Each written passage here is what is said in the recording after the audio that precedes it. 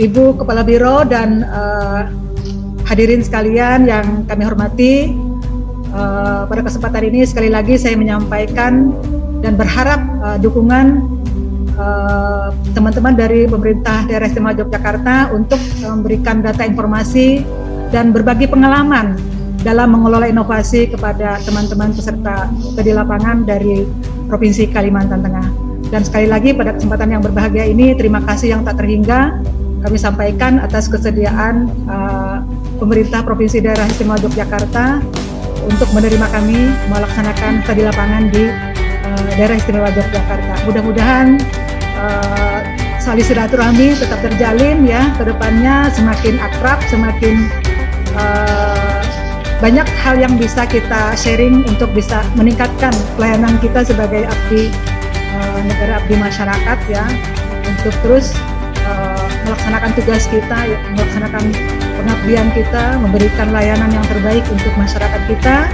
Dan harapan kami juga Ibu dan beserta jajaran di Daerah Istimewa Yogyakarta dan jajaran pemerintah Provinsi Daerah Istimewa Yogyakarta selalu memberikan informasi-informasi dan dukungannya kepada kami sehingga kami juga bisa belajar banyak dari hal-hal yang sudah diraih oleh teman-teman di pemerintah Daerah Istimewa Yogyakarta. Mungkin itu Ibu yang bisa kami sampaikan. Salam hormat kami untuk Pak Sekda, Pak Gubernur beserta teman-teman sekalian yang di Daerah Istimewa Yogyakarta, dan semoga kita semua sehat selalu, dan sekali lagi berharap mohon bimbingan, arahan dan dukungan untuk peserta studi lapangan kita. Terima kasih, semoga Allah memberkahi, meridai apa yang kita laksanakan, dan semoga dilancarkan dan dimudahkan untuk menimba ilmu di Daerah Istimewa Yogyakarta. Sekian dan terima kasih dari kami.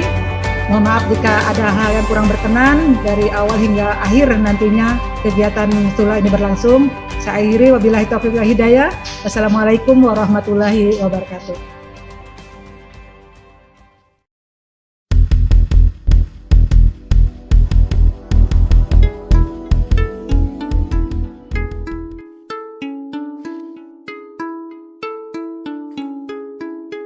Jadi bisa kita pahami bersama bahwa Pak Jokowi gitu ya, Pak Presiden kita ini menginginkan agar program pemerintah tidak sekedar menyampaikan saja, tetapi juga menghantarkan begitu. Aparat bekerja tak hanya berorientasi pada proses, namun juga pada hasil yang nyata. Birokrasi yang semula berorientasi kerja output menjadi berorientasi kinerja outcome. Inilah yang kemudian kita pegang bersama untuk kemudian mengawal program-program yang ada di daerah. Kerja hanya berfokus pada penyerapan anggaran, ini sudah kita tinggalkan ya, dan tata laksananya sekedar aktivitas atau kemudian lebih ke administrasi, lebih ke peraturan perundang-undangan, lebih ke SPJ gitu. Nah, ini kita tinggal menjadi kinerja, memiliki tujuan atau sasaran dengan terukur ya, tujuan sasaran yang terukur, kemudian mengaitkan tujuan dan sasaran tersebut dengan program kegiatan yang mendukung, memerhatikan asas manfaat dan atau outcome. Disambut oleh Pak Gub untuk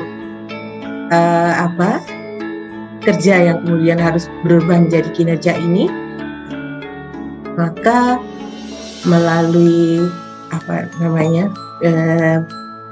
fatwa beliau gitu ya, penyelenggaraan pemerintahan tanpa sistem akuntabilitas publik yang baik adalah kegagalan dalam menjalankan mandatori masyarakat. SAKIP merupakan wujud dari penghargaan kepada masyarakat. Setiap rupiah yang dikeluarkan masyarakat melalui pajak dan retribusi sudah seharusnya kembali kepada masyarakat. Pemerintah harus mampu mempertanggungjawabkan pemanfaatan rupiah tersebut sebesar-besarnya bagi kesejahteraan masyarakat. Ya, yang kemudian disebut akuntabilitas kinerja untuk publik.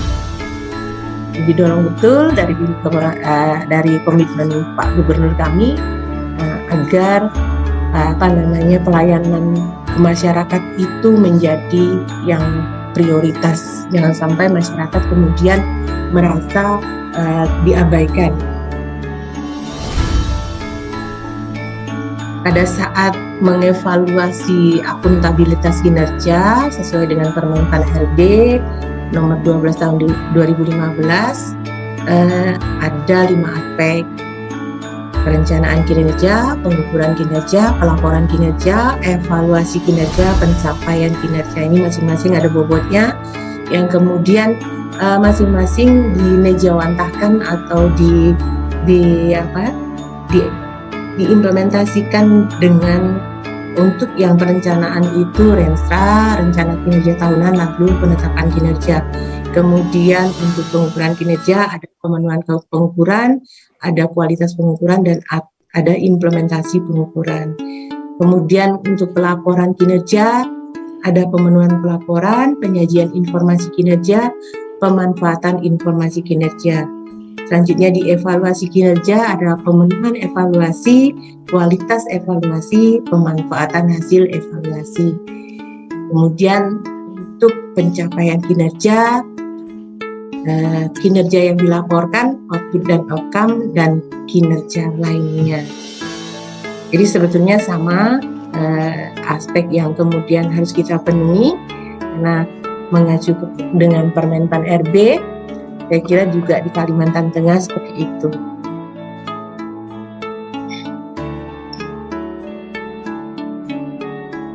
Nah, lalu arti nilai akuntabilitas kinerja mencerminkan tingkat akuntabilitas instansi pemerintah dalam mengukur dan melaporkan kinerjanya sehingga dapat dinilai baik atau buruk capaian kinerjanya.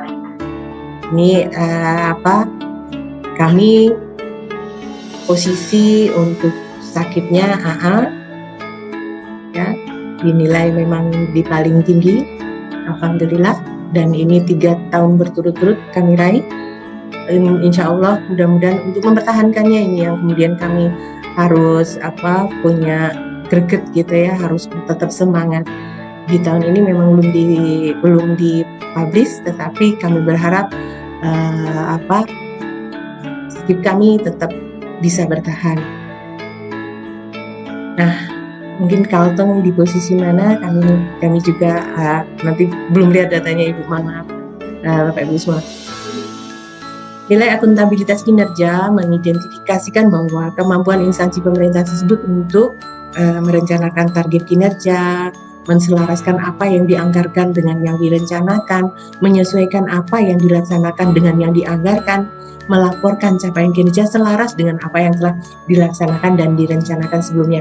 Jadi nggak boleh melenceng dari merencanakan, selanjutnya kemudian dilaksanakan, kemudian dilaporkan, dimonet, itu harus sesuai dengan perencanaan awal. Inti dari akuntabilitas kinerja sendiri ini saya kira juga Bapak Ibu paham, kinerja yang direncanakan, kinerja yang diperjanjikan, kinerja yang dilaksanakan, kinerja yang dilaporkan, kinerja yang dievaluasi. Jadi penjelasan yang tadi saya terhadap kinerja ini berorientasinya hasil, outcome, ada keselarasan, keterkaitan sebab akibat, causality, dan sinergitas likely. Ada ukuran kinerja yang terukur dan relevan, ada target kinerja yang terukur dan intinya seperti itu sih, kayak putaran sistem gitu ya.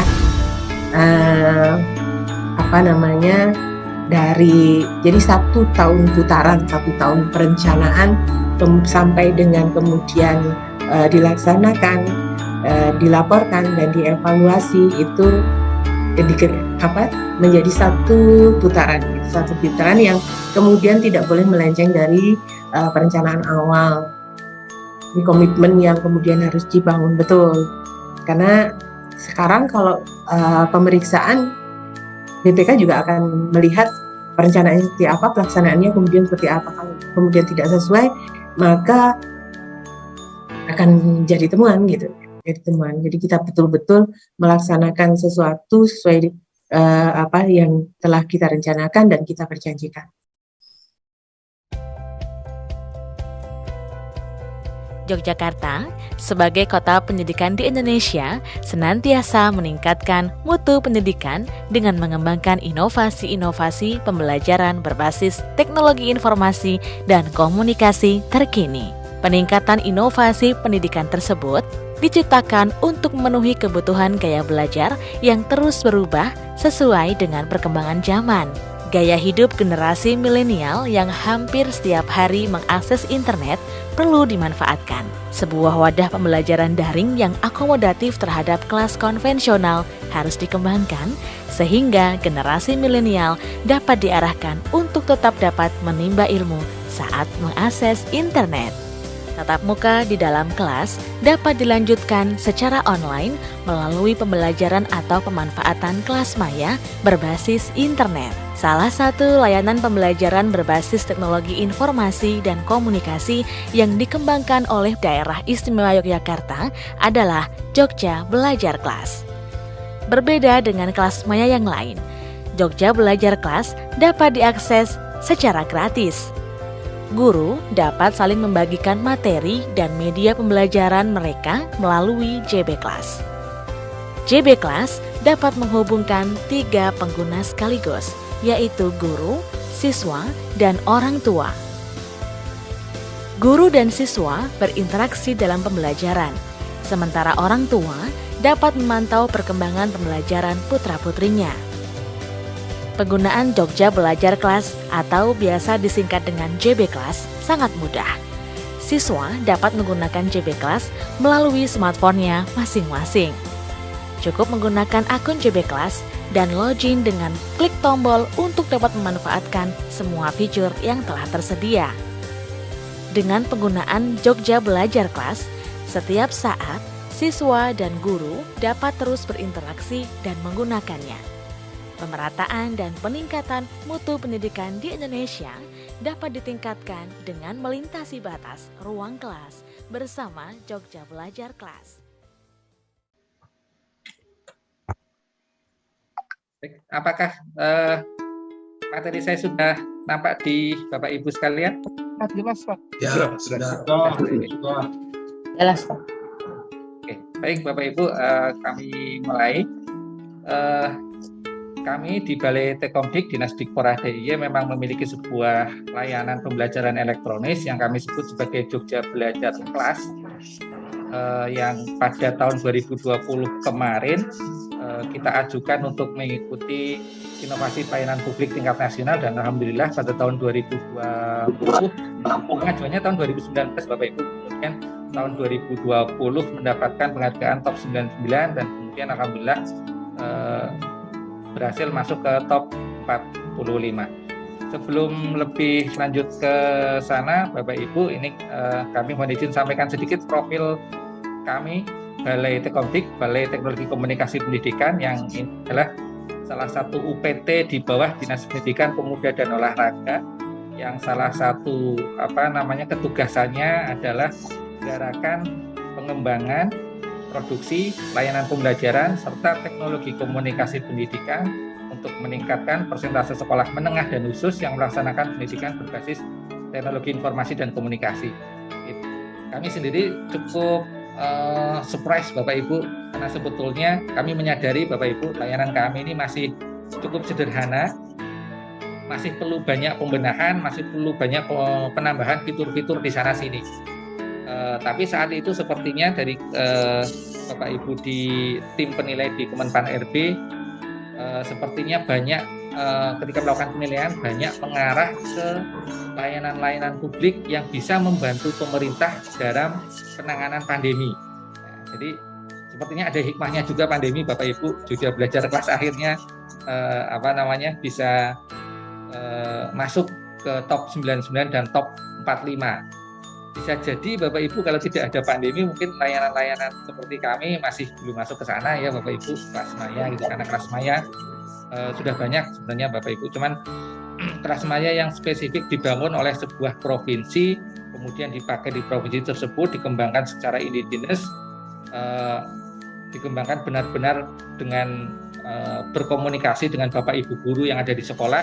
Bapak Ibu guru mintanya seperti apa, itu yang kami kembangkan. Nah itu setahu kami baru Jogja Belajar Bapak Ibu. Kalau di provinsi lain biasanya menggunakan aplikasi yang sudah ada, Bapak Ibu. Misalnya mereka menggunakan Google Classroom atau menggunakan yang dari Kementerian Pendidikan dan Kebudayaan, ada rumah belajar gitu. Jadi tinggal dipakai gitu, Mas. Kalau di Jogja kami buat sendiri, dan itu pun kami membuatnya sudah jauh lama sebelum terjadi pandemi. Baik Bapak Ibu, kita mulai dengan apa itu Jogja Belajar Kelas. Bapak Ibu, Jogja Belajar Kelas itu adalah sebuah layanan kelas maya sebagai bagian dari portal Jogja Belajar yang dirancang agar pembelajaran konvensional melalui tradisional classroom itu, Bapak Ibu, dapat dengan mudah dilaksanakan secara daring atau online. Jadi intinya Bapak Ibu, kebutuhan saat itu Bapak Ibu ketika Jogja Belajar Kelas versi web pertama kali dikembangkan adalah Bapak Ibu guru di Jogja itu pengen kelas tradisional mereka, kelas konvensional yang tatap muka di ruang kelas yang ada bangku, ada papan tulis gitu, Bapak Ibu. Bagaimana caranya supaya bisa dengan mudah dikonversi ke kelas maya. Sebelum Jogja Belajar Kelas ada, Bapak Ibu guru itu masih sporadis tools yang digunakan. Ada yang pakai blog, mereka membuat blog sendiri yang dibuat nanti seolah-olah menjadi seperti kelas maya. Dan Bapak Ibu guru atau mungkin sekolah yang mampu, mereka membuat kelas maya versi sekolahnya menggunakan kelas maya berbasis Moodle, Moodle. Bapak Ibu mungkin kenal itu ya, Bapak Ibu. Moodle itu sebuah LMS yang open source, bisa digunakan diinstal kemudian dimodifikasi digunakan sesuai kebutuhan sekolah. Banyak yang seperti itu, Bapak Ibu. Bahkan kemarin ketika di kampus saya pun, saya kuliah di Universitas Gadjah Mada, Bapak Ibu, kelas maya yang sempat digunakan untuk ujian kami ketika masuk itu pun pakai Moodle juga, Bapak Ibu. Dikembangkan berbasisnya Moodle.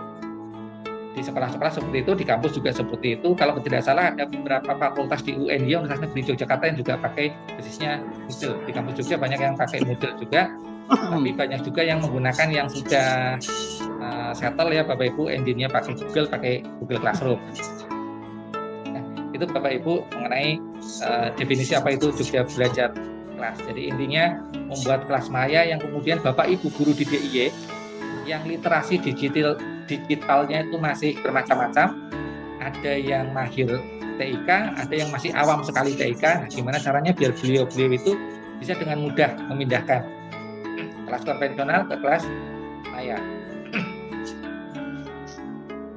Kalau yang pakai aplikasi berbayar kan semua sekolah mampu, Bapak Ibu harus berlangganan per siswa sekian Rp1.000, hitungannya per tahun gitu. Nah, itu cukup mahal kalau untuk DIY, karena mengingat DIY juga bukan provinsi yang kaya, Bapak Ibu. Jadi kami memang harus berinovasi dengan anggaran yang ada, dengan anggaran yang minim kita bisa menghasilkan sesuatu yang bermanfaat untuk banyak orang. Nanti saya sampaikan sedikit Bapak Ibu di riwayat pengembangan Jogja Belajar Kelasnya, bahwa nanti Jogja Belajar Kelas itu dulu dikembangkan sampai dengan sebelum pandemi itu non budgeter, tanpa biaya spesial pun kami kembangkan sebagai inisiatif kami sendiri di Balai Tekkomdik, dikembangkan secara tanpa anggaran, kemudian dengan infrastruktur yang seadanya gitu. Setelah besar, kemudian baru kita minta dukungan kepada Pemda secara finansial. Baik Bapak Ibu, ini latar belakangnya. Ini teoritis Bapak Ibu saya skip ya, Bapak Ibu. Ini saya ambil dari latar belakang di tesis saya kemarin. Berhubungan juga sih, tapi intinya seperti ini Bapak Ibu. Di beberapa literatur yang kami baca, bahwa ketika terjadi perbedaan kualitas pendidikan, salah satunya di Indonesia ya Bapak Ibu, salah satunya juga di DIY, di mana perbedaan kualitas pendidikan itu disebabkan karena adanya kesenjangan digital, kesenjangan akses digital, dan kesenjangan kemudahan masyarakat mengakses teknologi digital di tempat tertentu, yang kemudian ditambahi dengan kondisi geografis yang bermacam-macam, sehingga akses digital itu tidak lancar, kondisi berbukit-bukit, berpulau-pulau, jaraknya jauh-jauh. Nah, itu akan menyebabkan terjadinya suatu perbedaan kualitas pendidikan. Nah, Bapak Ibu, dari sebuah literatur penelitian yang ada, perbedaan kualitas pendidikan itu dapat diatasi dengan adanya e-learning atau sistem pembelajaran elektronis. E-learning itu adalah salah satu solusinya. dan menurut literatur yang sama juga didukung dengan literatur yang lain, solusi e-learning untuk mengatasi perbedaan kualitas pendidikan di suatu negara itu menjadi tanggung jawab pemerintah. Karena itulah Bapak Ibu menjadi tugasnya kita bersama pemerintah, khususnya yang menangani bidang pendidikan, supaya mengambil langkah-langkah membuat inovasi bagaimana caranya agar perbedaan kualitas pendidikan di daerah kita, di provinsi masing-masing, kabupaten kota masing-masing, khususnya umumnya di Indonesia, itu perbedaannya menjadi semakin kecil, syukur kemudian menjadi rata semuanya, sama-sama baik, sama-sama bagus, pendidiknya bagus, dan kemudian lulusannya bagus juga. Nah, itu menjadi tanggung jawab kita bersama Bapak Ibu. Salah satunya solusinya dengan e-learning itu, Bapak Ibu. Itu menurut literatur yang melakukan penelitian, termasuk salah satunya di Indonesia dan di negara-negara ASEAN. Itu yang pernah kami pelajari. Nah, ini sejarahnya Bapak Ibu. Ini sejarah mengenai Jogja Belajar Kelas. Mohon maaf Bapak Ibu, ini saya sampaikan sedikit. Jogja Belajar Kelas itu sebenarnya hanya bagian kecil Bapak Ibu, salah satu fitur utama yang ada di portal sumber belajar kami yang namanya Jogja Belajar. Jadi ada Jogja Belajar, ada Jogja Belajar Kelas, Jogja Belajar Media, Jogja Belajar Radio, dan ada Jogja Belajar Budaya. Nanti ke depannya akan ada Jogja Belajar TV Bapak Ibu. Tapi versi bukan masih belum TV yang terestrial yang siaran melalui udara Bapak Ibu, tapi masih streaming. Kami mengawalinya dari yang teknologi berbasis digital dulu Bapak Ibu. Itu yang kami bisa yang membutuhkan anggaran yang kecil, relatif kecil, atau malah mungkin gratis Bapak Ibu kalau kita membuat layanan publik yang berbasis digital, daripada kalau kita membuat yang siaran broadcasting berbasis terestrial Bapak Ibu menggunakan frekuensi, itu kan frekuensinya cukup mahal Bapak Ibu, apalagi kalau di Jogja ini sudah cukup padat. Kita mencari frekuensi radio saja, menyiarkan melalui frekuensi FM radio pendidikan kami Jogja Belajar, itu cukup sulit Bapak Ibu karena sudah cukup padat, tidak ada yang jualan frekuensi gitu, jadi kami tidak bisa memanfaatkan yang gelombang FM yang kami harapkan, termasuk juga yang frekuensi untuk siaran televisi itu juga cukup mahal, dan kami merasa cukup memberatkan Pemda gitu Bapak Ibu, jadi kami mengawali dulu dari yang digital. Itu mengenai Jogja Belajar Bapak Ibu. Jogja Belajar dan Jogja Belajar Kelas, Jogja Belajar Media, dan sebagainya. Nah, ini Bapak Ibu berkaitan dengan keberlanjutan Bapak Ibu rencana ke depan dari pengembangan Jogja Belajar Kelas dan Jogja Belajar lainnya. Yang pertama berkaitan dengan anggaran, kami tahun ini sudah mengirimkan surat untuk TAPD, khususnya ditujukan kepada Kepala Bapeda, supaya kami mendapatkan dukungan yang lebih lagi gitu untuk pengembangan Jogja Belajar Kelas, khususnya berkaitan dengan infrastruktur. Karena infrastruktur untuk layanan sifatnya publik yang digunakan secara masif, usernya banyak, itu kita tidak bisa setengah-setengah Bapak Ibu. Menggunakan server misalnya harganya cuma 200-300 juta, itu tidak akan kuat Bapak Ibu. Berdasarkan perhitungan kami kemarin, misalnya kami melakukan perhitungan kemarin, jika kita ingin semua siswa SMA dan SMK di DIY menggunakan Jogja Belajar Kelas, kemudian kami membuat perhitungan kira-kira concurrent usernya sampai 100.000 siswa, dalam arti ketika pada detik yang bersamaan ada 100.000 user yang login dan menggunakan Jogja Belajar Kelas. Nah, kami hitung Bapak Ibu, kami hitung spesifikasi komputer yang dibutuhkan itu seberapa, memorinya berapa, prosesornya seberapa besar, storage-nya juga seberapa. Nah, kami ketemu pada hitungan kira-kira 2 miliaran Bapak Ibu untuk satu unit servernya. Nah, itu yang sedang kita usahakan supaya tahun depan bisa disupport Bapak Ibu, kebutuhan minimalnya untuk pengadaan servernya. Kira-kira seperti itu untuk yang perhitungan servernya. Kemudian kami juga ada pengelolaan sumber daya manusianya, SDM-nya. Jika nanti memungkinkan usulannya disetujui, kami akan juga lakukan pelatihan BIMTEK untuk pengelola layanan-layanan dari kami. Misalnya menyelenggarakan BIMTEK khusus untuk developer layanan kami, programmer kami misalnya, kemudian menyelenggarakan BIMTEK untuk teman-teman yang biasa mengelola konten, membuat konten supaya pembuatan kontennya lebih bagus lagi dan seterusnya. Kemudian pengembangan konten, pengembangan layanan kami, pengembangan Jogja Belajar ke depan yang sudah kami sampaikan tadi Bapak Ibu, kami akan mencoba mengembangkan Jogja Belajar Kelas dari LMS, dari konsep LMS atau Learning Management System menjadi School Management System. Ini fiturnya akan sangat banyak yang perlu dimasukkan ke sana Bapak Ibu karena mengelola sekolah gitu ya Bapak Ibu secara daring gitu. Nah itu kami sudah mengajukan usulan anggarannya dan sedang meminta surat rekomendasi dari Dinas Kominfo supaya anggaran tersebut dapat disetujui oleh TAPD.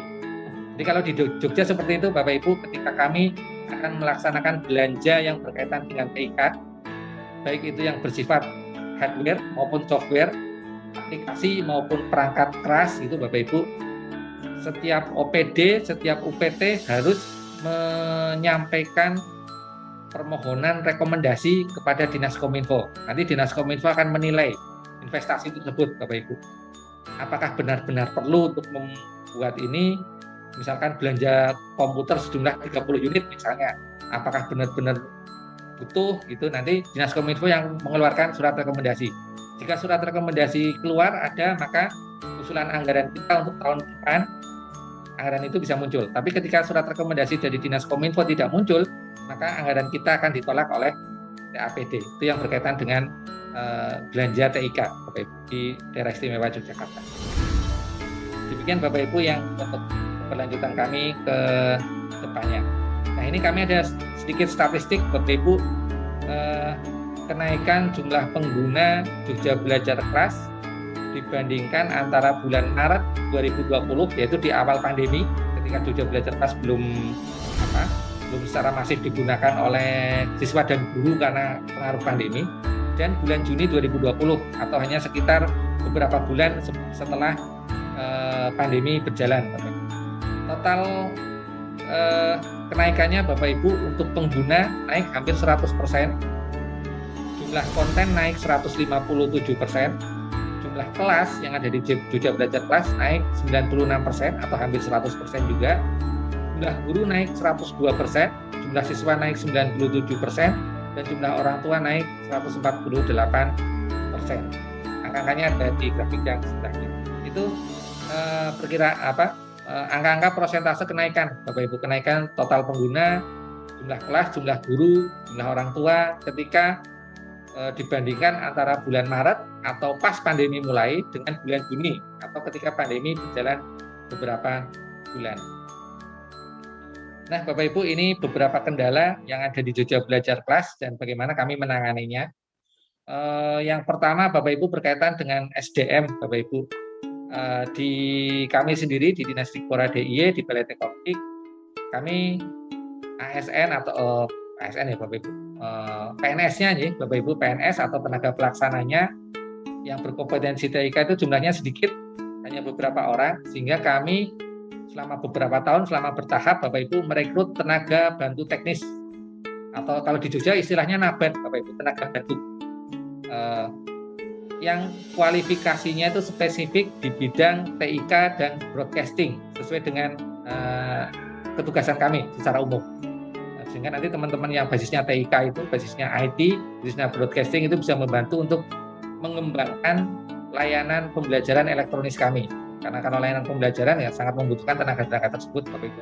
Selain dengan adanya tenaga fungsional tertentu, pengembang teknologi pembelajaran yang latar belakang pendidikannya teknologi pembelajaran juga, jadi udah pasti tinggal tenaga teknisnya yang kurang gitu. Nah itu kemudian kami merekrut tenaga bantu dengan kualifikasi TIK dan broadcasting.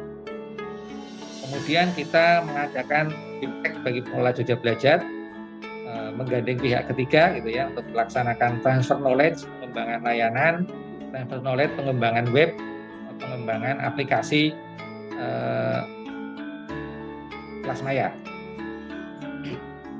Kemudian Bapak Ibu, kita punya kendala juga di sosialisasi karena adanya pandemi, makanya kita tidak bisa melakukan sosialisasi seperti yang sebelum-sebelumnya ketika ketika belum ada pandemi kita ada sosialisasi yang sifatnya roadshow Bapak Ibu ke kabupaten kota, kemudian mengadakan lomba, mengadakan acara-acara launching layanan aplikasi sambil mempromosikan, sambil mempublikasikan layanan kami yang baru, produk-produk kami yang baru. Nah, ketika pandemi itu tidak bisa kita lakukan, sehingga yang kami laksanakan adalah menumpangkan kegiatan sosialisasi itu melalui kegiatan kami yang lain, baik itu kegiatan bimbingan teknis reguler maupun bimbingan teknis yang online, melalui webinar, melalui jaringan komunitas pendidik dan tenaga pendidikan. Kami ada 6 komunitas guru Bapak Ibu yang kami bina di Balai Tekkomdik yang berhubungan dengan tema atau kualifikasi tertentu Bapak Ibu guru. Misalnya kita punya kelompok Bapak Ibu guru di komunitas robotik. Nah, ini Bapak Ibu guru yang punya minat dan punya komunitas robotik di sekolahnya, kita kumpulkan. Kita juga menjadikan itu sebagai kepanjangan tangan kami untuk melakukan sosialisasi di luar balai kami, baik itu di MGMP-nya Bapak Ibu guru masing-masing maupun di KKG-nya kelompok kerja guru maupun MGMP ya. MGMP itu musyawarah guru mata pelajaran Bapak Ibu, jadi komunitas guru dengan mata pelajaran tertentu. Nah, itu kita sampaikan sosialisasi dan branding Jogja Belajar melalui jaringan tersebut, karena kami tidak bisa melakukan kegiatan yang seperti biasanya, sehingga kami tumpangkan kegiatan-kegiatan yang melibatkan massa secara online. Nah, itu kita tumpangkan ke sana Bapak Ibu. Kemudian Bapak Ibu ada kendala lain, ada kita sebut juga sebagai external threat, ancaman dari luar Bapak Ibu. Ancamannya adalah kelas maya komersial misalnya gitu. Kita banyak di Jogja itu kedatangan vendor-vendor kelas maya berbayar yang datang ke sekolah-sekolah, datang ke kami juga, datang ke Dinas Dikora juga untuk menawarkan kelas maya yang bisa digunakan di sekolah. Tapi semuanya berbayar Bapak Ibu, berlangganan tiap tahun. Supaya kelas maya Jogja Belajar Kelas tetap bisa digunakan, yang kami lakukan adalah Bapak Ibu mengembangkan fitur-fitur yang ada di kelas maya kami supaya bisa mengejar fitur-fitur yang serupa yang ada di kelas maya komersial. Itu yang kami lakukan. Jadi jangan sampai kelas maya kita Jogja Belajar Kelas statis, tidak ada perkembangan setiap tahun. Kita mengusahakan setiap tahun ada perkembangan Bapak Ibu, ada penambahan fitur, ada penambahan layanan di dalamnya sesuai dengan harapannya Bapak Ibu guru. Kemudian konten kelas maya komersial Bapak Ibu.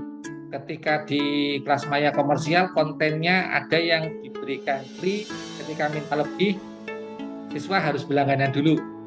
Konten-konten di kelas maya virtual itu bagus-bagus Bapak Ibu, karena mereka dikembangkan dengan anggaran yang luar biasa juga gitu ya. Uangnya banyak gitu ya, ruang guru itu kan banyak Bapak Ibu, investornya, sampai mereka kalau promosi sering menyewa semua TV swasta rame-rame nyiarin acaranya ruang guru gitu Bapak Ibu. Nah, kalau Jogja Belajar tidak bisa gitu Bapak Ibu. Kita anggarannya terbatas, jadi dengan segala keterbatasan ya kita coba untuk bisa mempromosikan layanan kami secara free kepada siswa-siswa di daerah istimewa Yogyakarta. Konten kami semuanya tidak berbayar, gratis. Bahkan kami ini sekarang sedang menjajaki kerjasama dari tahun kemarin Bapak Ibu, menjajaki kerjasama dengan kelas maya yang komersial. Contohnya Kuiper. Kuiper itu kontennya banyak yang bagus Bapak Ibu, ada yang free, ada yang gratis, ada yang berbayar. Nah, ketika kerjasama dengan kami, Jogja Belajar, Bapak Ibu, kita minta Kuiper bisa berbagi konten yang gratis dan beberapa konten yang berbayar untuk bisa diakses oleh pengguna Jogja Belajar. Itu yang kami lakukan, Bapak Ibu. MOU-nya sudah ada dan rencananya tahun ini MOU-nya akan kita perbarui lagi, kita perpanjang lagi kerjasamanya, sehingga nanti konten kami juga bertambah. Konten khususnya yang ada di Jogja Belajar Media, Bapak Ibu, yang bukan di JB Kelas. Tapi nanti konten itu bisa diakses dari JB Kelas. Linknya bisa dikopikan ke JB Kelas sehingga siswa bisa mengakses konten-konten yang berkualitas tersebut secara gratis. Baik konten yang kami buat maupun konten yang dibuat oleh Kuiper dan mungkin nanti kelas maya komersial yang lainnya. Kita akan coba minta kita jajaki kerjasama untuk saling berbagi konten. Nah, kemudian kendala yang lain yang klasik Bapak Ibu yang tadi beberapa kali kami sampaikan juga adalah berkaitan dengan infrastruktur servernya. Nah, ini server yang nggak kuat, kita masih kemarin sebelum pandemi kita masih pakai server yang bantuan dari Jepang dari tahun 2010 server ketika sudah umurnya lebih dari 5 tahun, dekati 10 tahun kan sudah termasuk obsolete, Bapak Ibu, sudah termasuk kuno sekali, teknologi ini sudah tertinggal. Sekarang ini kita koordinasi dengan Dinas Kominfo supaya Dinas Kominfo sebagai pengelola data center Pemda DIY bisa menyediakan infrastruktur server yang memadai sesuai dengan perhitungan kami. Kalau kami ingin melayani tanpa error, tanpa hang, tanpa lambat, sejumlah sekian ratus ribu siswa, maka spesifikasi servernya minimal ini yang kami sampaikan kepada Dinas Kominfo. Dinas Kominfo nanti yang menyiapkan perangkat tersebut. Seperti itu, Bapak Ibu. Nah, demikian Bapak Ibu paparan dari kami berkaitan dengan Jogja Belajar Kelas. Monggo kami serahkan kembali kepada Ibu moderator, Bu, untuk mungkin menawi ada sesi tanya jawab atau mungkin ada hal yang lain yang perlu disampaikan Bapak Ibu. Kepada Ibu Kartiana kami kembalikan waktu dan ruang Zoom-nya. Monggo, terima kasih. Kelompok 1. Ya, Silakan kelompok 1. Ini cuman pertanyaan cuma satu, ada 5 yang kami tanya, cuma satu aja dulu sementara. Suaranya agak kurang jelas ya Pak ya? Oh, Pak iya. siapa ya? Pak Ya silakan. Ya, Oh Pak Suryadin, silakan Pak Suryadin, agak kurang jelas. iya. Ini ya pertanyaan pertama kami ini, apa yang menjadi indikator keberhasilan bahwa didik kelasku merupakan inovasi yang dapat memaksimalkan pendidikan. Nah, itu pertanyaan kami. Dan yang kedua, apakah dengan berkembangnya kebutuhan teknologi, program ini akan terus diupdate atau bagaimana? Mohon penjelasannya gitu, supaya bisa kami ya dalam artian bisa untuk menjiplak lah atau bagaimana, katakanlah begitu. Demikian Bu dari kelompok 1, saya mau dari kelompok 1. Oke. Untuk kelompok 1 ya, kelompok 1 silahkan. Untuk kelompok 2, kelompok 2 silahkan.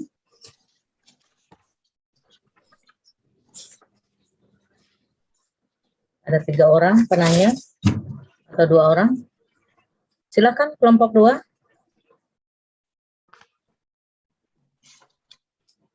Kelompok 2. Dengan ketua kelompok Pak Runadi. Atau dulu, langsung ke... Pas dulu Bu. Ya, silakan. Pas Ada. dulu. Ya pas dulu Bu. Mungkin Oh, ada kelompok pas. anggota. Ya.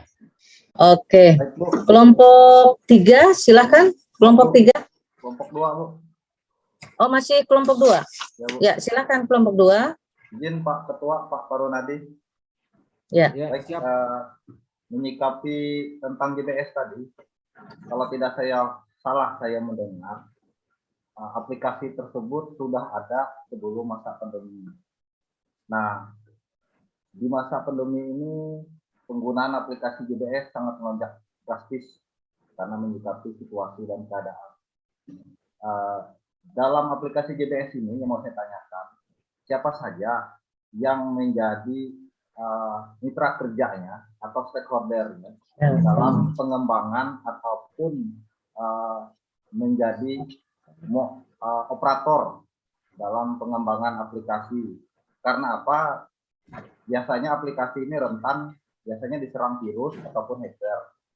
Nah, kedua, seperti apa pengembangan kompetensi kepada guru-guru ataupun tenaga operator, mengingat aplikasi ini selalu update dengan fitur-fitur, dengan pembelian fitur-fitur dan perkembangan teknologi dalam aplikasi.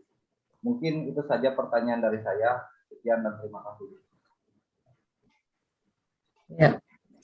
Siapa mitra kerja ya? Civic Class ini ya? Betul, Bu. Iya, dari Pak Tober ya? Ya, Bu. Tober, ya. Oke, untuk sementara 2 dulu pertanyaan. 2 pertanyaan ya. Di yang pertama tadi, apa yang menjadi indikator keberhasilan bahwa JB Class merupakan inovasi yang dapat dimaksimalkan, memaksimalkan pendidikan ya.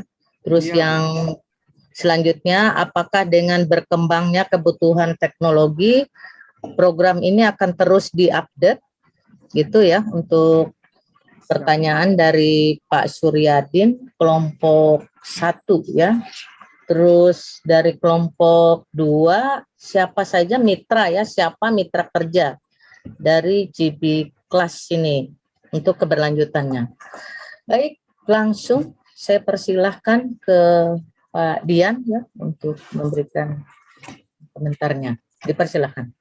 Baik, terima kasih Ibu. Saya mencoba menjawab beberapa pertanyaan dari dua penanya tadi ya Bapak Ibu. Yang pertama dari Pak Suryadin. Pertanyaan pertama, apa saja indikator yang bisa digunakan untuk menentukan bahwa inovasi ini adalah inovasi yang berhasil atau dapat memaksimalkan pendidikan. Itu ya kira-kira Pak Suryadin ya. Iya, siap Bu.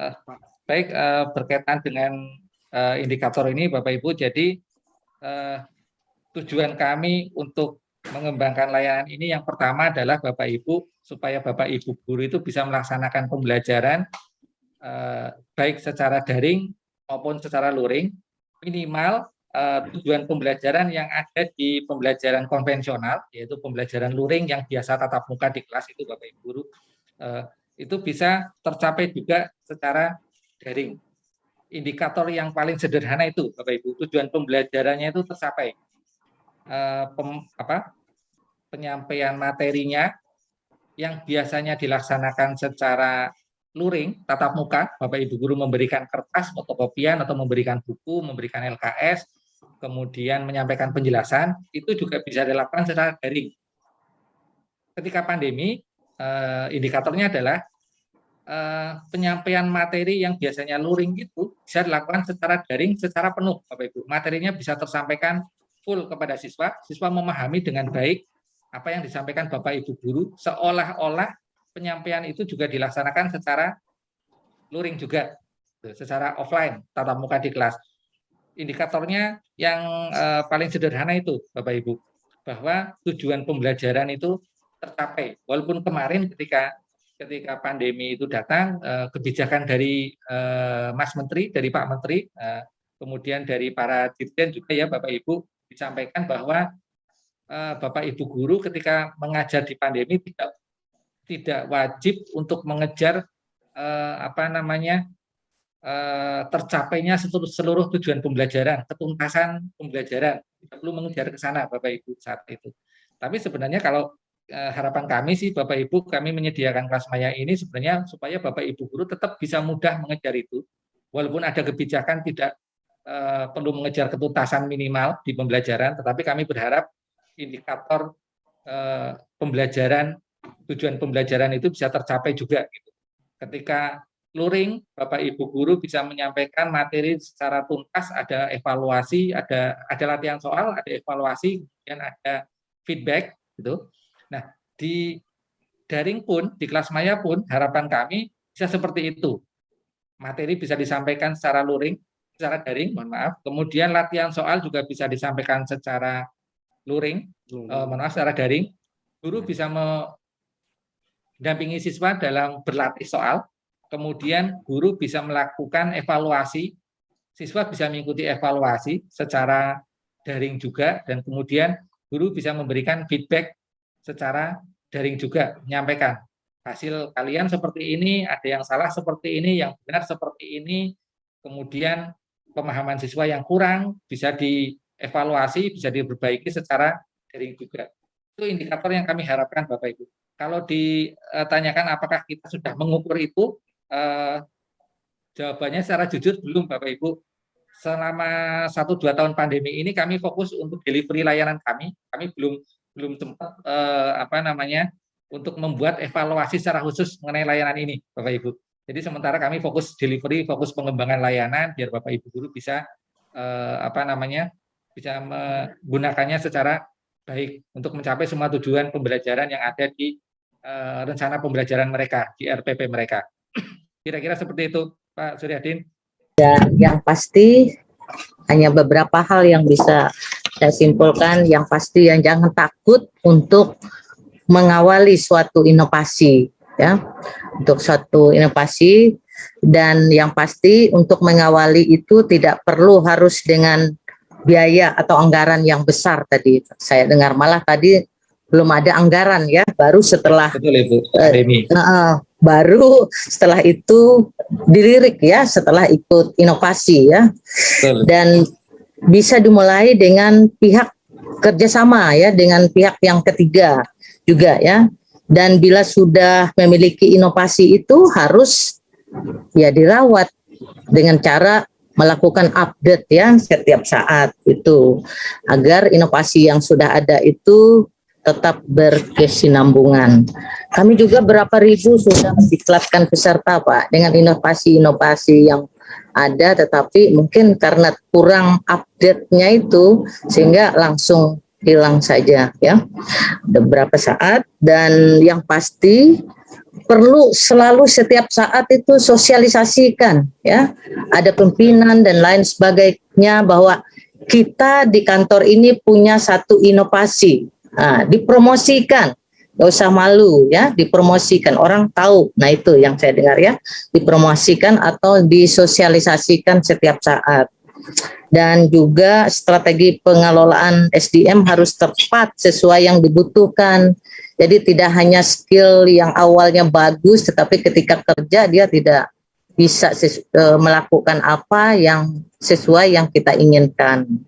Termasuk budaya kerjanya, ya, harus sesuai dengan kualifikasi yang diminta oleh organisasi itu. Terus saya tertarik yang terakhir tadi bahwa di organisasi itu harus mempunyai, ya, atau ada budaya kerja, ya, budaya kerja atau budaya organisasi di kantor itu, sehingga setiap saat harus mengingat itu. Kalau kami di BPSDM itu ada disebut dengan budaya mantap itu di kantor itu. Jadi ada beberapa di sana, melayani dan lain sebagainya. Di samping yang sekarang ini kita ada ASN berakhlak itu. Demikian saya rasa cukup, ya, untuk pertemuan kita sore hari ini. Tadi sudah dapat ini, ya, nomor handphonenya Pak Dian. Kalau ada hal-hal yang masih perlu diklarifikasi lagi, Pak Dian memperbolehkan tadi, ya, memperbolehkan, dipersilahkan dari kelompok, karena ini ada 4 kelompok, ya, yang akan membuat laporan dari masing-masing nanti. Baik, saya rasa cukup, ya. Ya. Sebentar, Bu.